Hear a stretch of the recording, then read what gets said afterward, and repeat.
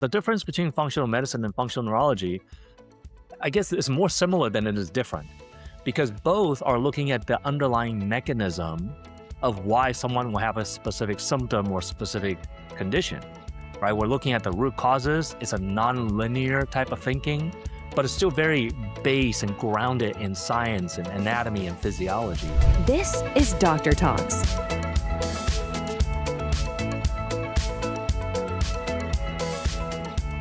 Well, I'm so excited to introduce my next guest. Dr. Peter Kahn supports and manages clients with chronic conditions using a comprehensive approach by merging the exciting advances of functional neurology and functional medicine. Dr. Kahn is a board certified in integrative medicine, functional medicine, and a board certified chiropractic neurologist. He is the creator of the NeuroMetabolic Integration, a science-based virtual online coaching program that identifies the root cause of autoimmune and other chronic conditions. Over 5,000 clients from across the country have come to seek out his holistic approach that is changing the lives of those suffering from chronic conditions.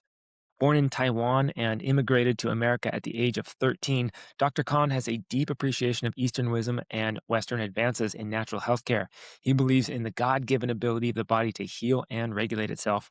Dr. Kahn, thanks for joining me. Thank you so much for having me, Jason. It's a pleasure. Well, I really do appreciate that about you. The Eastern plus Western, right? This is a passion that I have just in my own investigative search for what health is, right? I mean, what is health? Where does it come from? How is it maintained? What is life? These are deep spiritual, existential questions that have been investigated for thousands and thousands of years from many, many cultures, right? So there's so much wisdom in some of these ancient traditions. And so anybody that's looking into that and at least considering it as part of a Western approach, I think can really come up with some profound insights into how maybe even deeper wisdoms that Western medicine holds that it doesn't even realize yet, right? So there's really, really cool things there. And before we got on, we were talking about functional neurology and something I've grown a deep appreciation for. So maybe we can start there. Just if people aren't familiar with functional neurology, how is that different from functional medicine, and what are some of the key aspects of why it's such an important area of study? Yeah, that's a great question to start off with because I believe that understanding the brain is a key part to understanding anyone with chronic conditions, right? Not just brain specific neurodegenerative degeneration disease, but any type of chronic condition. There's always a brain component to it. And so the difference between functional medicine and functional neurology, I guess, is more similar than it is different because both are looking at the underlying mechanism of why someone will have a specific symptom or specific condition, right? We're looking at the root causes. It's a non-linear type of thinking, but it's still very base and grounded in science and anatomy and physiology, very much so, actually. So we're just using the understanding the basic how the body works, and we're reverse engineering it to understand where the symptom come from. That's really what it is. I think in functional neurology, what we do is we try to identify a longitudinal level lesion. So what that means is that you have the neural axis, right? So brain, you have the brain and spinal cord and all the spinal nerve root that innervate every single part of the body. And in functional neurology, we seek to understand, okay, where is the level of the lesion? Is it all the way up here in the cortex? Is it in the brain stem, vagus nerve? Is it in the cerebellum? Is it in the spinal cord, peripheral nerve?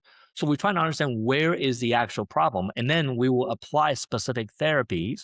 Now, the therapy could be specific type of exercises, specific type of therapy that we can aim at a specific part of the brain. This could be electrical stimulation. This could be adjustments. This could be manual therapy like massage. This could be vibration or temperature or sound or light stimulation to the eye. So any type of these natural ways that we can stimulate the brain or different parts of the nervous system, that's what we do. Now, I would include that we can also stimulate the brain with nutrition.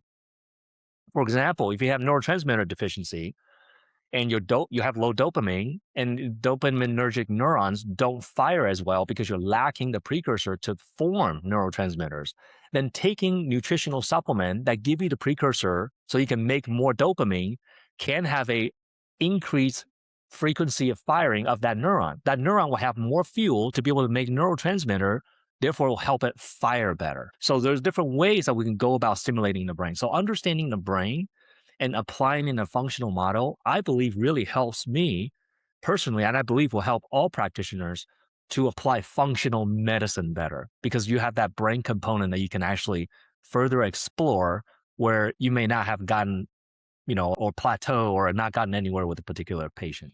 I couldn't agree more. That's a fantastic way to approach that, right? Because functional medicine is great. Integrative medicine it's a framework through which we can look at disease or health or dysfunction, right?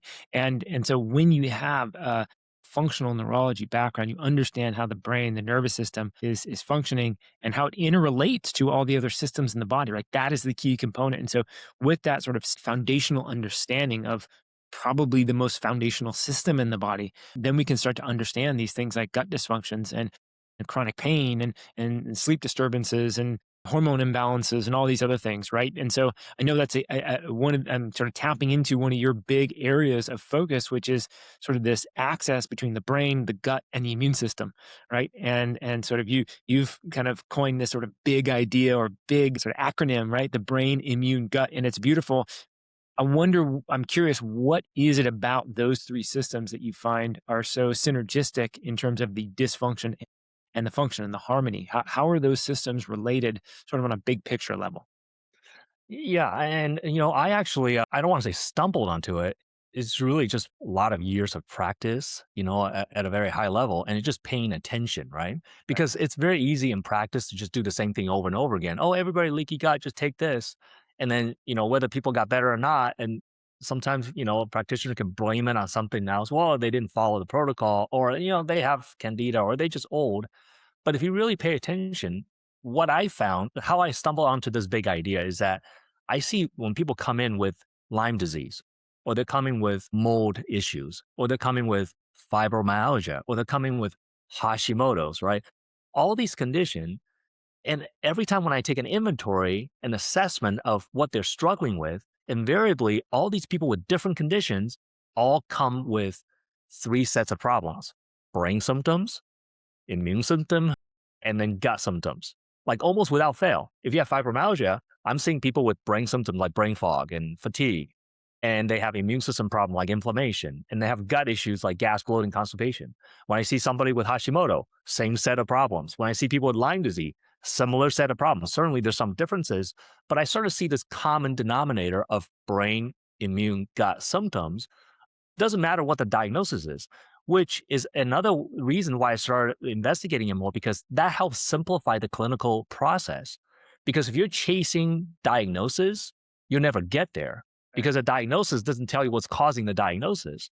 But by focusing on what's the common denominator between all these people with Lyme and mold and Hashimoto's and stuff like that have similar symptom, then that helps us to be able to target the common denominator, which in this case turned out to be this interconnection between the brain, immune, and gut. Now, it's no secret that there's a brain gut connection. Some people say the gut brain connection. I think depends on who you talk to. They may say the brain gut connection if they favor the brain. They may say the gut brain connection if they favor the gut more. Kind of like the person who says gut brain connection may say that, oh, the gut controls brain function. And the person who says brain gut, they'll say the brain controls gut function. Notice this. Yeah, so and reality is that it's bidirectional, right? So we don't want to be so skewed to the fact that it's not that the gut is more important than the brain or the brain is more important than the gut. They're both equally important because in the body, the body's not compartmentalized. Right. Everything's working at the same time all the time. Every single part of your system is all connected and communicating at the same time. So we want to think about it as how are they interconnected? So we have the brain gut axis that's already been talked about many, many times. And I think that my contribution to this will be that I'm bringing the attention to the immune system as part of this brain immune gut connection. Because if we just say brain gut connection, we're kind of just thinking, oh, your gut is dysfunctional, take some probiotic and your depression will go away.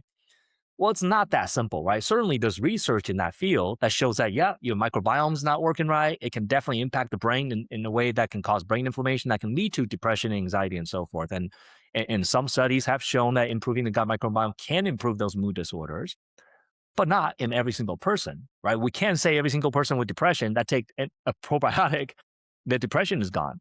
So certainly it's not a one-to-one ratio. So then there's other things that's involved in it.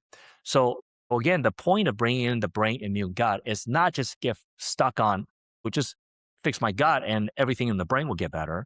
It's to realize that there's a brain immune gut connection and there's a three-way triangle. And furthermore, between the brain immune gut, there are many factors that can throw off the brain immune gut axis. So it's not just like, okay, if I just improve my brain immune gut, I'm going to be fine. So let me take a supplement for my immune system and you take a supplement for my gut and I take a supplement for my brain and everything will be okay. It's really understanding the brain immune gut is that how symptoms manifest and how these three systems coordinate so that you can have proper function, but that there are other root causes and other triggers that can throw off the brain, the immune, or the gut. That became a framework for a roadmap that I developed, a clinical roadmap that helped me to simplify the process of solving complex condition to make it simple, right? It's not necessarily easy, but makes it simpler. So we're not chasing 50 different rabbit holes, but be able to like, okay, let's focus on this brain immune gut axis. And what do we need to do first, second, and third, and be able to get results in a more predictable way. Yeah, no, I think it's critical what you're pointing to, this connection between all three in this interrelated aspect, because this is where if we can accept that premise and that idea, then this is where we can look at things like, and you mentioned before in your functional neurology sort of intro, things like light, things like sound, right? These sort of stimulative aspects to the brain.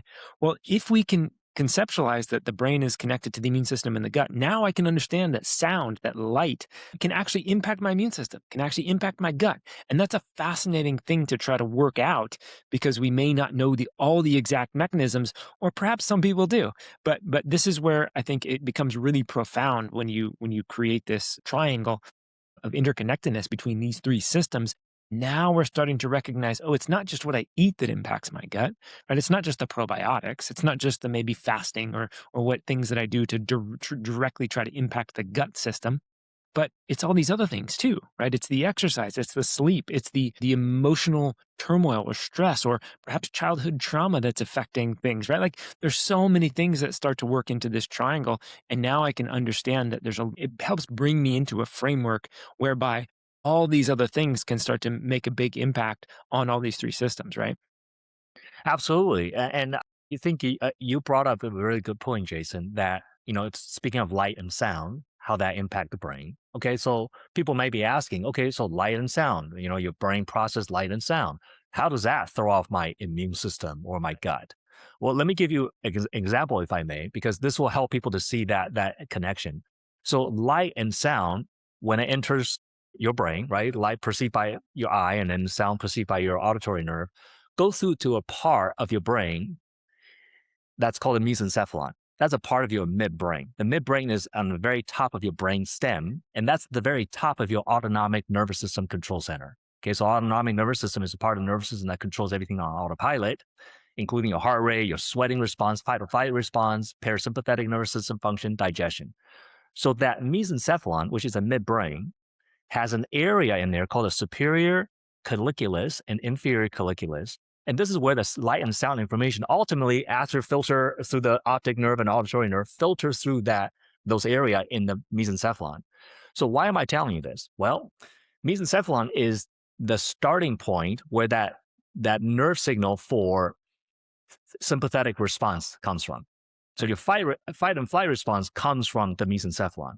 Okay, so what that means is that if you shine a light in someone's eye, if that's really bright, you actually will trigger a sympathetic response. Not necessarily this person will freak out and panic, but you'll start to see pupil constriction. And that's a sympathetic response, right? Now, in someone who's already sympathetically driven, like in a fight or flight response chronically, to the point where they have PTSD that's driving the sympathetic response, to the point where they're constantly anxious, not sleeping well, they're getting inflamed because of it, because there's a pathway from being in fight or flight, triggering inflammation. That's called neurogenic inflammation.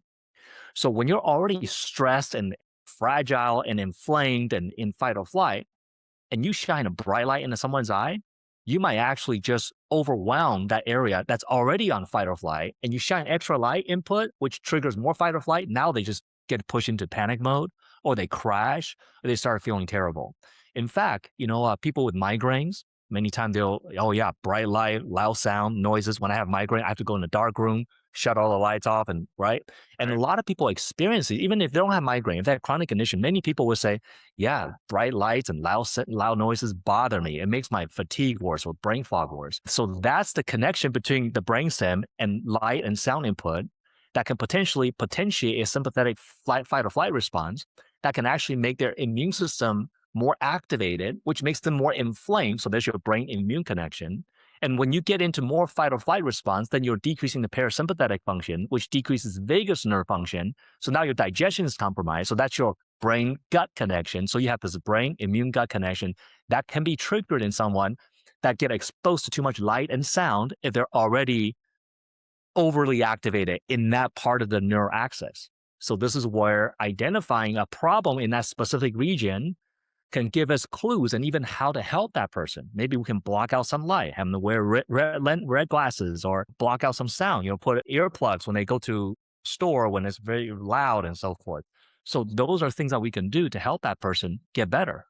Yeah, and one of the tests that I know that is sometimes done in functional neurology is might snap into somebody's ear, right, and a fairly moderate sound, but it scares the heck out of them, right, and they have a really strong response, right, these type of things. So that's a perfect example where there's something going on at the brain level, right, and if you know that, and then you have an understanding of how it's connected to the immune system and the gut, now we can really trace a lot of dysfunction that's going on in the body that seems not really connected, right? So this is again pointing to functional neurology and with some of the amazing tools that you guys have to do an analysis on the different regions of the brain.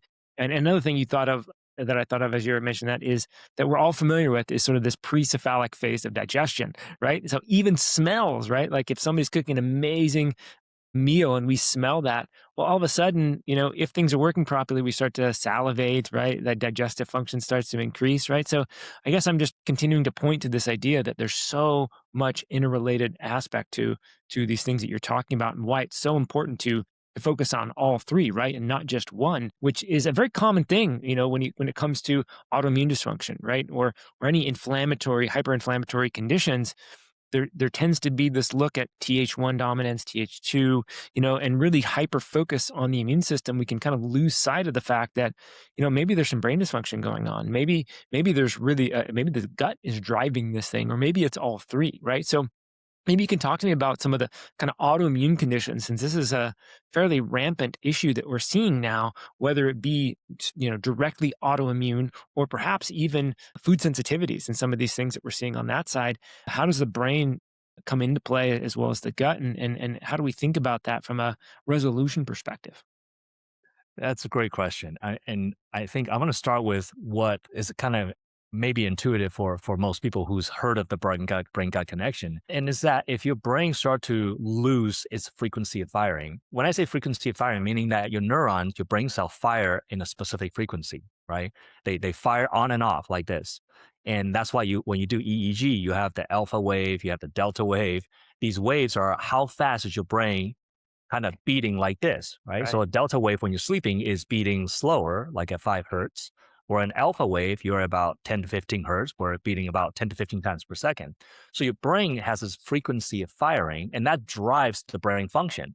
So in someone whose brain is inflamed or lack fuel delivery to the brain, then that brain cell may not be able to work as strong. It's kind of like, you have a horse, you're trying to race horse and you don't feed the racehorse any food and then you want it to run and it doesn't run. So it runs slower.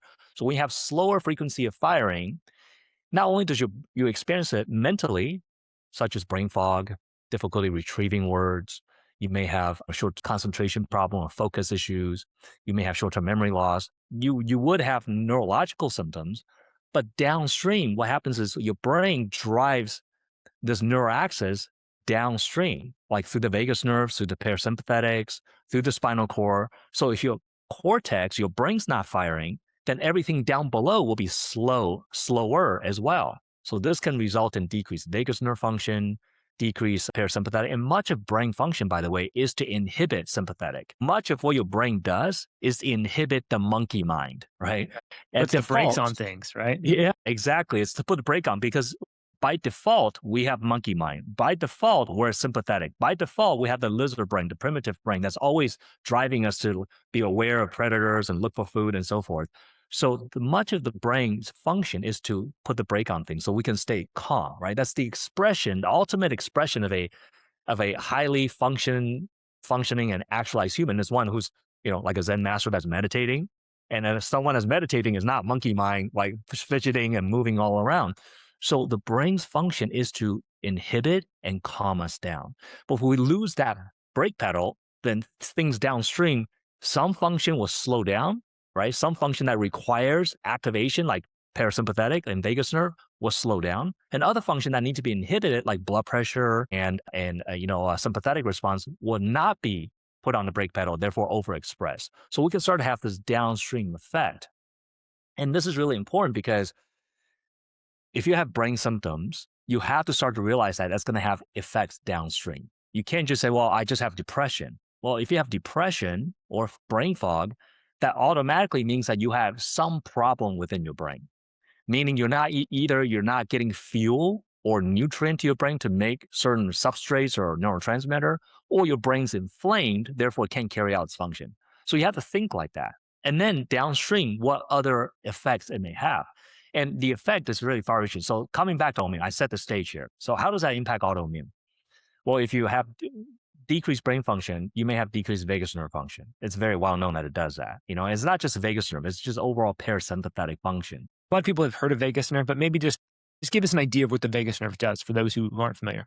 Yeah, vagus nerve is a part of your cranial nerve. You have 12 pairs of cranial nerve that exit your skull. That's why they call it the cranial nerves. And these cranial nerves have function that control sympathetic, parasympathetic function. A lot of it controls your facial movement and tongue movement and so forth. The vagus nerve control your muscles of swallowing, and then also go further down and innervate your heart, lung, has innervation to your gut.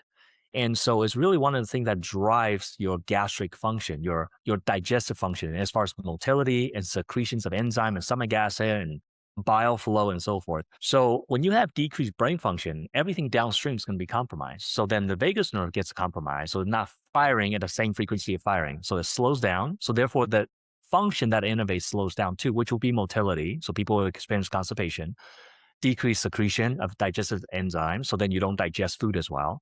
All of this may lead to food that sits in your intestinal tract because they're not digesting well, nor is it moving down south. So it just sits there and they ferment. And that can create opportunity for dysbiosis and inflammation, which then can drive leaky gut. Just so you know, your intestinal tract is a factory for inflammation. Like your intestinal tract is so good at producing inflammation.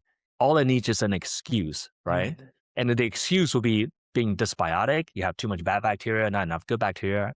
The good excuse could be like eating processed food or food that you're sensitive to. The Alcohol. alcohol or high blood sugar, stress, environmental toxins.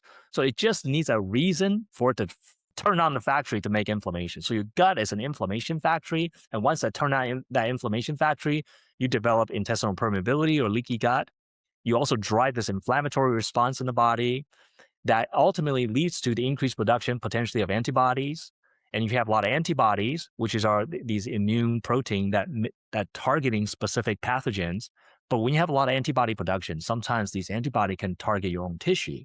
So then you develop autoimmune. So this is a long train, but it starts with the brain losing its function, losing its brake, losing a stimulation of the vagus nerve, start causing gut issue, and start causing immune system problem like inflammation and leading to autoimmune. So that's your brain, immune, gut in a 5-minute summary there. I love that. No, you painted a really great picture, right? Because one of the most common autoimmune conditions that we see, particularly in women, is Hashimoto's, right? So we take a look at Hashimoto's thyroiditis, right? And we think there's an issue, there's an immune issue with the thyroid, right? There's something wrong with the thyroid. And so with your, the picture you just painted, now we can perhaps take another look at this and say, well, this Hashimoto's may actually be, let's say, first related to gut issues that are going on. Well, the gut issues may be caused by some brain issues that are going on, right? And so, and immune and other immune issues, right? So, I mean, we can have this brain issue causing a migrating motor complex issue that's not allowing the food to move through the gut, creating excess inflammation, leaky gut, the wrong food choices, creating all these auto antibodies, right? And all of a sudden, down the line, here we go, right? And the genetic susceptibility, right, for each individual is going to be unique, right? So this is what I think is fascinating is we take this old paradigm of Hashimoto's thyroiditis, there's something wrong with the thyroid, and now we could ultimately be looking at the primary issue was started in the brain, right? And the choices that we were making in our lifestyle that caused brain issues that then led to gut issues, and now we've got brain gut now causing immune, right? I mean, and this is where I think when as a clinician, as a practitioner, what I found is that when the people that come to see me, that's the point they're at. They're at this point where there's multiple systems that are in dysfunction, and there's still a desire for the client or the patient to say, where is the problem? Right. And it's like, well, it's actually everywhere, right? Like we're at the point now where multiple systems are involved and we need to intervene at least in one of them, if not in multiple areas, clean up the entire lifestyle picture, right? And it can be overwhelming, right? So, and I don't want to sort of press that too much, but it's the opportunities are everywhere to improve, right? And that's really the key difference. It's not like, oh no, there's problems everywhere. It's actually, hey, there's opportunities everywhere to create a better health outcome. That's a great way to look at it. And I just want to point one thing out, Jason. You brought up a really good point is that, yes, a lot of people, by the time they come to seek out functional medicine care, the problem has spread to multiple areas. Perhaps the brain, the immune, and the gut is all involved. That does not mean that the brain is always the starting point of the problem because it's a three-way triangle. Sometimes for some people, the problem started with the gut. For other people, the problem started with the immune system having an infection, some type that they can resolve. For other people, it could be the brain. But invariably, no matter where it starts, all three systems eventually gets touched. Eventually, the consequences spread to brain, immune, gut. This is why in the beginning I said when people come in with chronic health issues, typically I see brain, immune, gut symptoms, all three, because by then it's already spread. But it may have started with just a brain issue, or for another person may have just started with a gut issue, but now it's turning into a brain issue. So I don't want people to think that it's always starting at the brain. So this is why we have to think non-linearly, be flexible in our thinking, but have that framework to help us to say, oh, do we have this brain, immune, gut axis that's all dysfunctioning together? Or if not, if this person just have gut issues, could it potentially lead to a brain issue down the line, like neurodegeneration, autoimmunity, or Alzheimer, dementia, and so forth? So we can start intervening right away. Yeah, no, I love that. And just to kind of give one more brain example to tie in this concept is something like a traumatic brain injury, a concussion, right? And I used to play football. I was in the contact sports, and boxing's and another one, hockey, right? There's a lot of these contact sports where, if anybody's experienced a traumatic brain injury, a concussion, boy, it can really lead to some problems down the line in these other areas, right? So this is where I just want to point to this idea that we think that something like a concussion is brain specific, and to some degree it is, but then it has impacts throughout the body, right?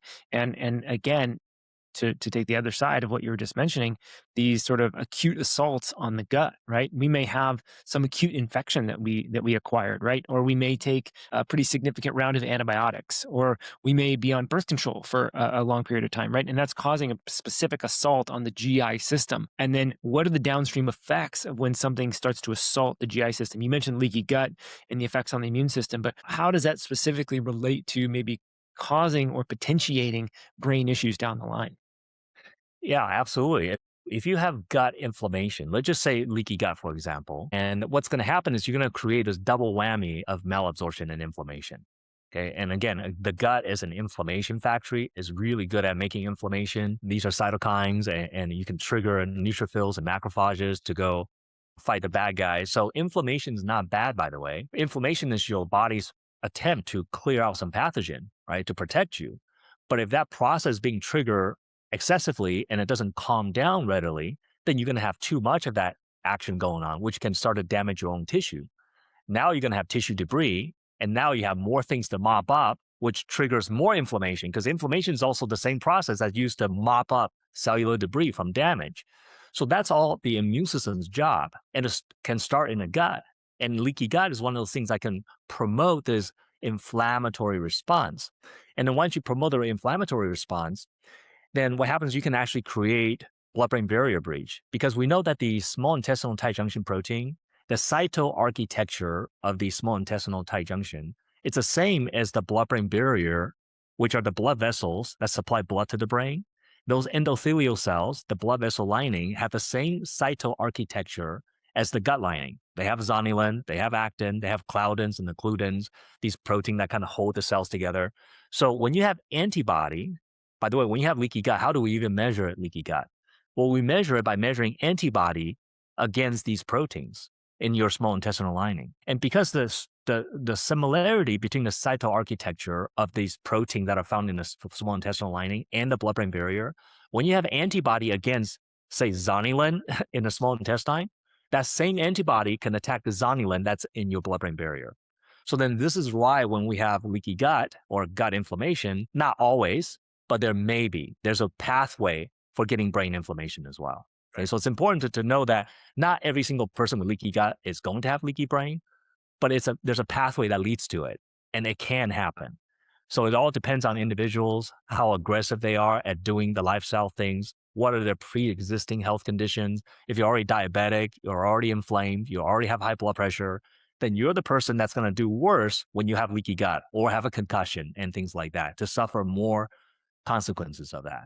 Yeah, and correct me if I'm wrong, but my perception is that, while a lot can go wrong in the gut and we can have an inflammatory gut ecosystem, there seems to be a little bit quicker of a response or recovery at the gut level when we get things right versus when the brain starts to turn on fire and you get these glial cells and microglial cells with inflammation. Sometimes that can just remain on and it can be hard to turn off, right? So, I mean, that's one of the impacts sometimes of that gut brain connection is when we start getting inflammation at that brain level, then, it can take some real intervention in getting things very correct in order to sort of calm that inflammation down. I would say that's correct. And because your gut lining turns over every 2 or 3 days. Your Right. intestinal epithelial cells renew itself every 2 or 3 days. And you're constantly putting food in there, is constantly doing things. So I think that the response time in the gut may be faster. In the brain, specifically with microglial cells, when the microglial cells become primed. So when you go through brain injury, your microglial cells, which are basically macrophages, is a type of immune cell in the brain, the same as you have in the rest of the body, called macrophages, like a big eater. But in the brain, they look different. They have like big arms, right? The glia have like these arms, and we call it ramified processes. And these glial cells can actually, when they become inflamed and trigger, they can literally change their morphology or their shape into a type where it's constantly triggering inflammation. So literally, in someone who have repeated concussion or brain inflammation, their microglial cells can actually change into a shape and behave in a way that's kind of stuck on inflammation and it doesn't want to come off of that. And this is one of the reasons why it's so difficult for some people with brain issues to resolve these brain inflammation if they have it. Yeah, I mean, I've seen a couple of these cases where sort of this microglial priming occurs, and it's chronic anxiety, it's difficulty sleeping. The smallest triggers can just really exacerbate a response, right? And I really feel for these people because it's a really challenging situation to get a hold of. But Dr. Khan, there's aspects too of the gut ecosystem that I'd love for you to touch on with regard to the immune system specifically, because this is where some people say a majority of our immune system is housed, right? But there's an intimate relationship with the gut ecosystem and the immune aspects of the gut. So maybe you can talk to me a little bit about that and why that's such an important bidirectional relationship. Right, because the microbiome, that's what we're kind of referring to here, that the gut ecosystem, I mean, it's throughout the entire gut, by the way. It's throughout the entire GI tract, and the GI tract starts at the mouth, right? So you have the oral microbiome, you have the gut microbiome, all throughout the GI tract. So it's not that, in your small intestine, say in the duodenum or jejunum, the midsection of small intestine, that you have zero bacteria. You just have a lot less. And you have a lot more bacteria that are supposed to be there in the large intestine, in the colon. That's usually where these microbiome, most of them are residing in the colon. And because the gut is such a large surface area, right? And remember earlier I said the gut is an inflammation factory. And by default, what that means is the gut lining is a place for surveillance, right? Because to trigger inflammation, you first have to detect what you want to kill first. Inflammation is your immune system way of killing a pathogen. Okay. So you have to first survey, search, and destroy. So you got to have a searching function, which is surveillance, and then destroy, a kill function. So your gut, the entire GI tract, from the mouth all the way down to the other end, is lined with immune cells. You have SIGA, secretory IgA, immunoglobulin A. You have tonsils. You have gut-associated lymphoid tissues. So you have all these things that are part of the gut immune system. I think if we're going to talk about how gut play a role in immune function, we don't want to make it sound like just the beneficial bacteria, the bacterial flora in the gut is the only thing that's playing a role in immune function, right? There's a lot of other things like the lymphoid tissues, like dendritic cells in the small intestinal lining, immune cells in this throughout the entire gut that's play an important role. But certainly the microbiome, the bacteria in the gut play a very important role. And basically what they do, a lot of it is basically through competition, right? There's scarce resources. There's only so much food around. And so all these bacteria down there, whether good or bad, they all compete for the same amount of resources. So if you have a lot of beneficial bacteria, you basically are crowding out the bad guy by competition of resources. So having good amount of microbiome that are supposed to be there in abundance helps to crowd out the pathogenic bacteria. And then secondly, these microbiome play a very important role in cytokines and immune signaling, right? So much of it is all done through signaling, right? It's not that the bacteria is down there eating up the virus. It's that the bacteria down there is signaling and is causing these cytokines to release to help your body to be able to do its job better. It's already looking, searching, and destroy everywhere, not just in the gut, throughout your tissue.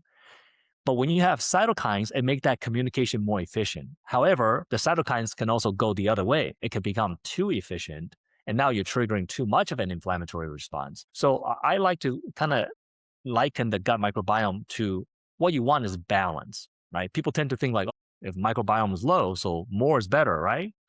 No, what you want is balance in these beneficial bacteria.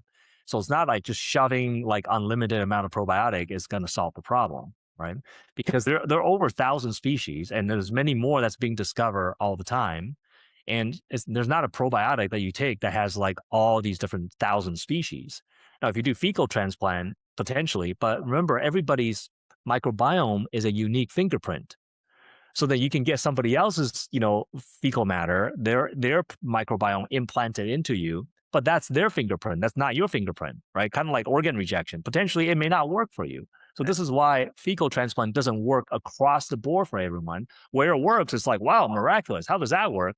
But there's also times where it doesn't work. I know this because I have a lot of clients in Europe and in England, actually. There's fecal transplant clinics where you can go and just pay cash and just get it done. And a lot of people come to me like, oh, yeah, I've done that already 3 times actually, and it didn't work. So it doesn't mean that it never works. It just didn't work for that person. So what I'm saying is it can work, but it's not universal. So we have to always think about, okay, what's the backup plan? What's our contingency plan? And when it doesn't work, why? Is there other pathways? Is there other things that we can do? So when we start to think non-linearly and flexibly, then we become okay with not knowing everything, but we know enough to make a change and to do something, right? To help people to make their own lifestyle change. Because ultimately, that's going to lead to the most important thing they can do is the things that people do every day rather than a fancy pill that we can give them. Well, you led into it. My next question exactly, which is okay. So we got all this information about the brain, the gut, and the immune system, and how any one or multiple of these systems can dysregulate or re-regulate the others. What do I do about this? Obviously there's targeted clinical interventions that you work with specifically with each client, no question, right?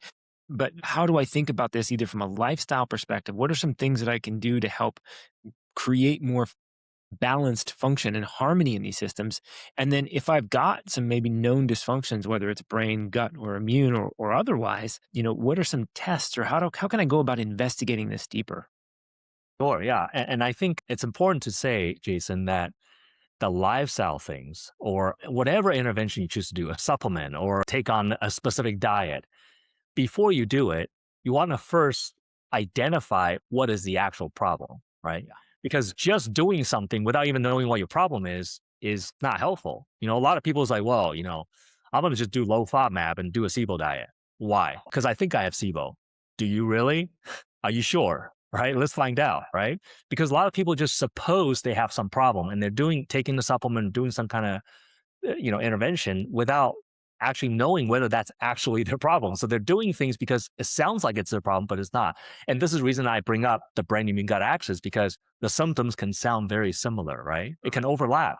Hashimoto's look like fibromyalgia, look like Lyme patient. They all have brain fog. They all have inflammation. So which one is it? Right. So it's important to know which one is it. Okay. But how do I help people to do this is that I like them to follow like a roadmap. A roadmap meaning, okay, there's a sequence to where there's certain things that are more important than others as far as setting up the foundations of health.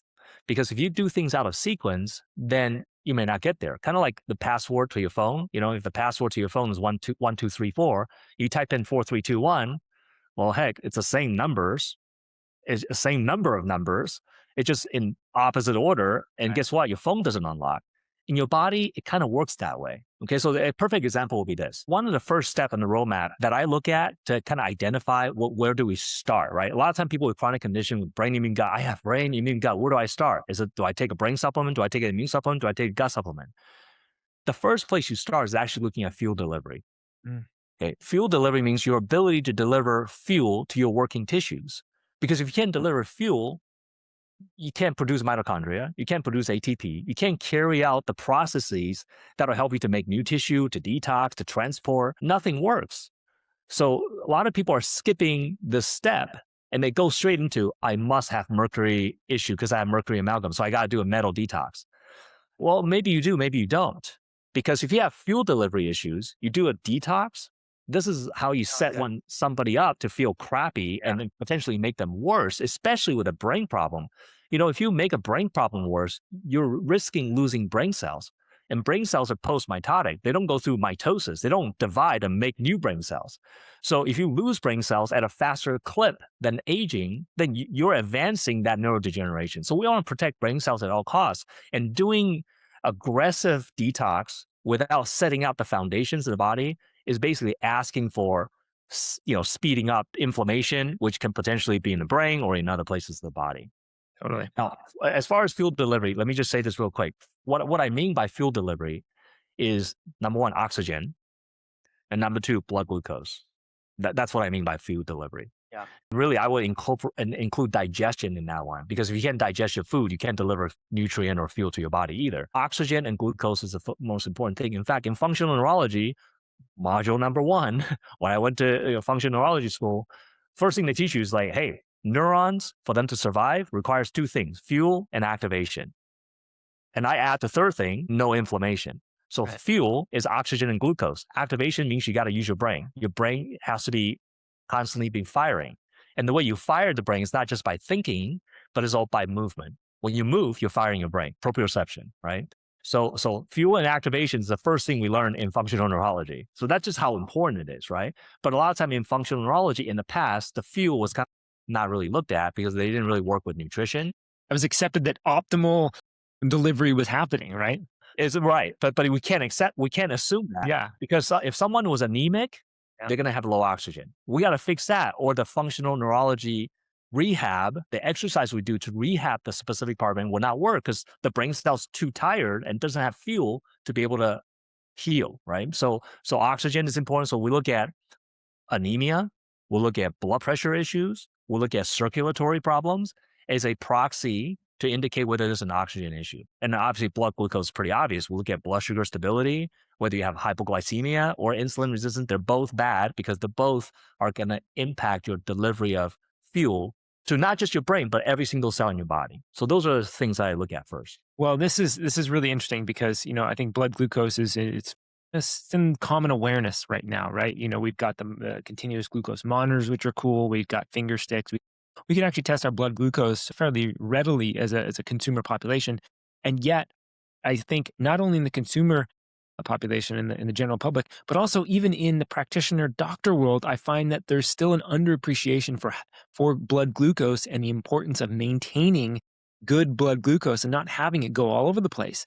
No matter what dis-ease you're looking at, no matter what dysfunction, improving blood glucose and keeping blood glucose as well as insulin stable as possible, good regulation is is fundamental. It's foundational, right? Like especially it's for brain. yeah, and it's wild how underappreciated it is. So I think I love that you start there, right? And you mentioned oxygen, right? Another thing that comes to mind when it comes to oxygen is breathing, right? And so we don't need any doctors, we don't need anything. This goes back to kind of our Eastern talk at the beginning, but learning how to breathe properly, right? The pranayamas from the Vedic culture, the Eastern cultures, and circulating chi, right? I mean, qigong is a practice that I have grown to love, and it has to do with awareness and breath, right?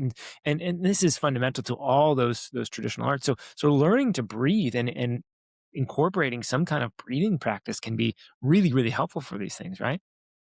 Absolutely. So it comes down to identifying what is the actual problem and what is the biggest problem for that person, and how do we set it up so we're doing the first things first rather than jumping all over the place doing everything. So if someone who's very stressed and they have really shallow breathing and you see they have low O2 saturation, then yeah, breathing exercise will be absolutely the thing to do for them. But if this person was already a yogi master and they're breathing every day, and this person's breathing every day and vegetarian and is very anemic, guess where do you go? You look at the diet. Okay, maybe you're being too strict and you're not eating enough iron, and this is why you're anemic. Then we fix that, not the breathing. So the solution is dependent on what the problem is. I think there's so much emphasis, Jason, out there in the summit world and this information world, right? It's almost information overload, that people are looking for solutions rather than looking for identifying the problem.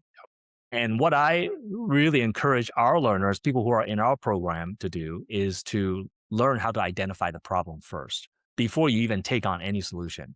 Because once you identify the problem, the solution comes. It's easy. Once you know what the problem is, the solution is plenty. But the hard part is identifying the real issue and how to set up a process so you're addressing it in a way that can untangle these issues.